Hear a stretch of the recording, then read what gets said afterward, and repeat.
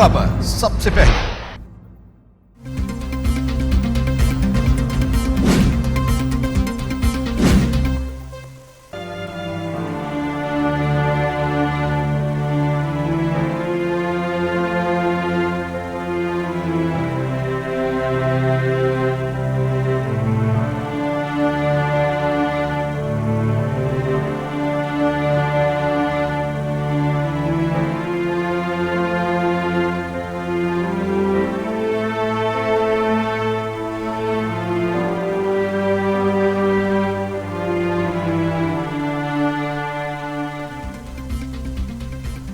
लाहौर की बड़ी mobile market Hafeez centre में आग लग गई। दूसरी मंजिल की 4 दुकानों से फैलने वाली आग देखते ही देखते 500 से 600 दुकानों को अपनी लपेट में ले गई। करोड़ों रुपए का नुकसान। रेस्क्यू के 450 एहलकारों की आग बुझाने की कोशिश जारी। पाक नेवी भी इमदादी कामों में मसरूफ।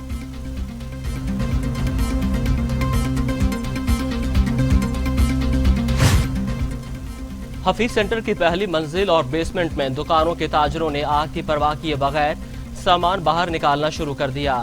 सरबराह लाहौर पुलिस मोहम्मद उमर शेख रेस्क्यू इंतजामात का जायजा लेने के लिए हफीज सेंटर पहुंचे। आग बुझाने की कार्रवाई का जायजा लिया। कहा, वाकई में कोई जानी नुकसान नहीं हुआ। छत पर मौजूद अफराद को बचा लिया गया है।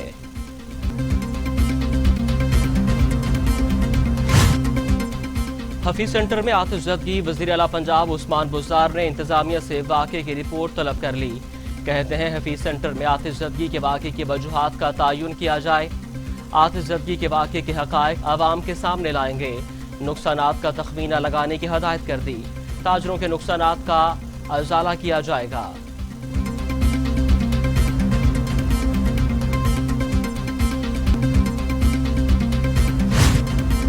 अपोजिशन इत्तेहाद का दूसरा पावर शो आज बागे जिनाह कराची में हो रहा है। पीपल्स पार्टी की मेजबानी में जलसे की तैयारियां, कुर्सियां लग गईं। कारकुनों की आमद का सिलसिला जारी। मुस्लिम लीग नून की रहनुमा मरियम नवाज भी जलसे में शिरकत के लिए कराची पहुंच गईं। एयरपोर्ट पर कारकुनों की बड़ी तादाद ने इस्तकबाल किया। मौलाना फजल रहमान भी कराची में मौजूद।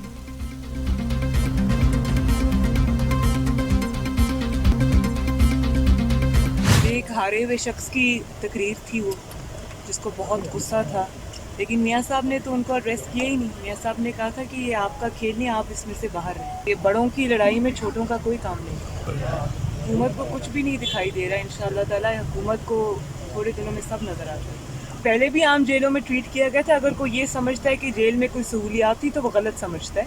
ये जो धमकियाँ हैं ना, ये किसी और को दें। 2 दफ़ा गिरफ्तार हो के 4-4, 5-5, 6-6 महीने जेल काट आए हैं। अब गिरफ्तारी से किसका खौफ? जो खौफ था वो भी खत्म हो गया। मुस्लिम लीग नून के रहनुमा मरियम नवाज कहती हैं, वज़ीर आज़म की तकरीर का कहना था कि वज़ीर आज़म की तकरीर एक हारे हुए शख्स की तकरीर थी। मियां नवाज शरीफ ने तो वज़ीर आज़म का नाम ही नहीं लिया। वैसे भी बड़े लोगों की लड़ाई में छोटों का कोई काम नहीं। हुकूमत को अभी कुछ दिखाई नहीं देगा, जल्द सब कुछ नजर आ जाएगा। ये भी कहा कि हम आम जेल में ही रहते थे, कोई सहूलत नहीं मिलती थी। इमरान खान धमकियां किसी और को दें, हम गिरफ्तारियों से नहीं डरते।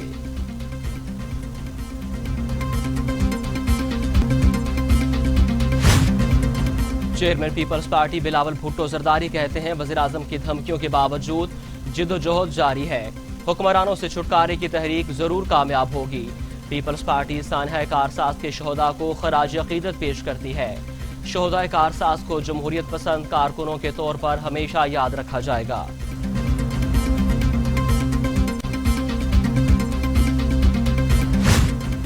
वजीर रेलवे शेख रशीद कहते हैं, 3 जमातों के 3 अलहदा एजेंडे हैं। बिलावल कौमी हुकूमत, फजल रहमान इंतखाबात और नून लीग सब समेटना चाहती है।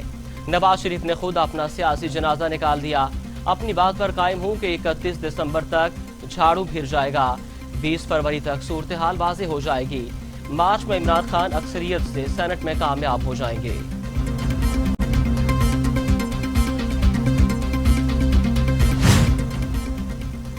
वज़ीर ख़ारजा शाह महमूद कुरैशी कहते हैं, निज़ाम को रुखसत करने से अपोजिशन के हाथ कुछ नहीं आएगा। आवाम उनकी साजिशें पूरी नहीं होने देंगे। बिलावल से कहना चाहता हूँ, भारतीय बयानिए का हिस्सा ना बने और कश्मीरियों को मायूस न करें। पाक फौज ने दहशतगर्दी को शिकस्त ना दी होती तो आप जलसे ना कर रहे होते। اداروں کو سیاست میں گھسیٹنا قومی مفاد میں نہیں۔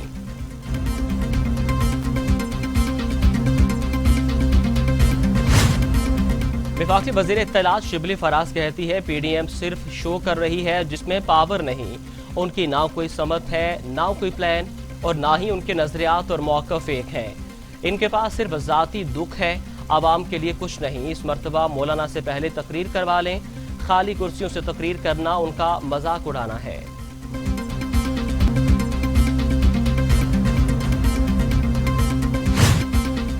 وفاقی وزیر science and technology Fawad Chaudhry کہتے ہیں بے نظیر بھٹو کے قافلے پر حملے کی ذمہ داری ٹی ٹی پی نے قبول کی تھی اور آج اسی ٹی ٹی پی کے دوست جلسے کی قیادت کر رہے ہیں۔ آج سے 13 سال قبل پاکستان کی تاریخ کا سب سے بڑا خودکش حملہ ہوا تھا جس میں بے نظیر بھٹو شہید کے قافلے کو ٹارگٹ کیا گیا۔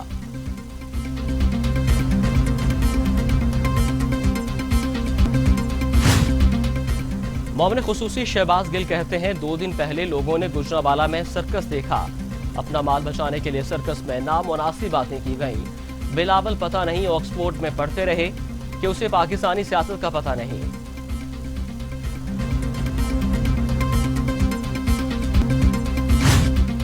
وزیر اطلاعات پنجاب فیاض الحسن چوہان کہتے ہیں آج پی ڈی ایم کا دوسرا پاور شو بھی پہلے کی طرح ناکام و نامراد ہوگا۔ کراچی جلسے کی صدارت تحریک طالبان پاکستان کے نظریاتی اور روحانی سرپرست کر رہے ہیں۔ حالات کی ستم ظریفی نے پیپلز پارٹی کو اپنے نظریات اور شہداء سے غداری اور بے وفائی پر مجبور کر دیا۔ زرداری خاندان صرف اپنی کھربوں ڈالرز کی کرپشن، نیب ریفرنسز اور قید سے بچنے کے لیے سارے جتن کرنے جا رہا ہے۔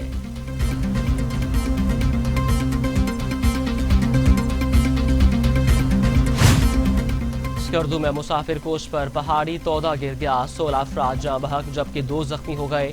ریسکیو ٹیموں نے ملبہ ہٹا کر لاشیں نکال لیں اور اسپتال منتقل کر دیں۔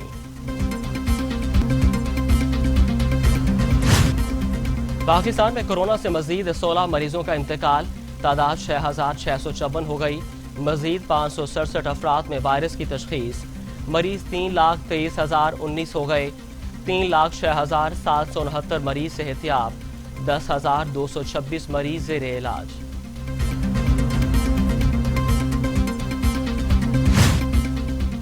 دنیا بھر میں کورونا سے 11,14,000 ہلاکتیں، 3,99,00,000 مریض۔ امریکہ میں 2,24,000، برازیل میں 1,53,690، بھارت میں 1,14,000، میکسیکو میں 86,000، روس میں 24,000 اور سعودی عرب میں 5,165 اموات۔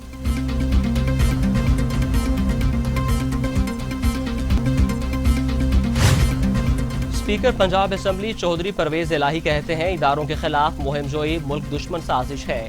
نواز شریف آرمی چیف کے خلاف ایسے بولتے ہیں جیسے نواز شریف میں مودی کی روح بول رہی ہو۔ یہی ادارے ہیں جنہوں نے جمہوریت کو آگے لے کر چلنا ہے۔ جس جمہوریت کے سائے میں بیٹھے ہیں یہ اسے کاٹ رہے ہیں۔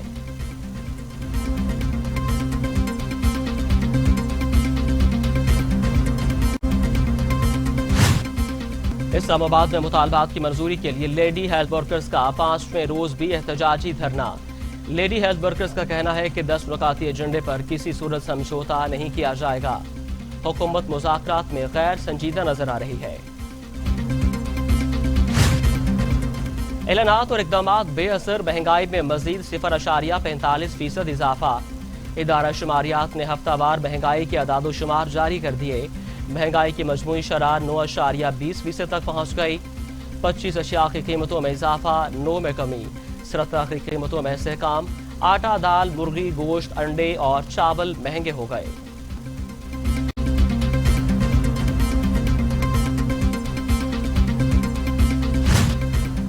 تربت میں سیکیورٹی فورسز پر دہشت گردوں کا حملہ، 1 جوان شہید اور 3 زخمی ہو گئے۔ ترجمان پاک فوج کے مطابق پاک فوج کی جوابی کارروائی میں دہشت گردوں نے بھاری نقصان اٹھایا۔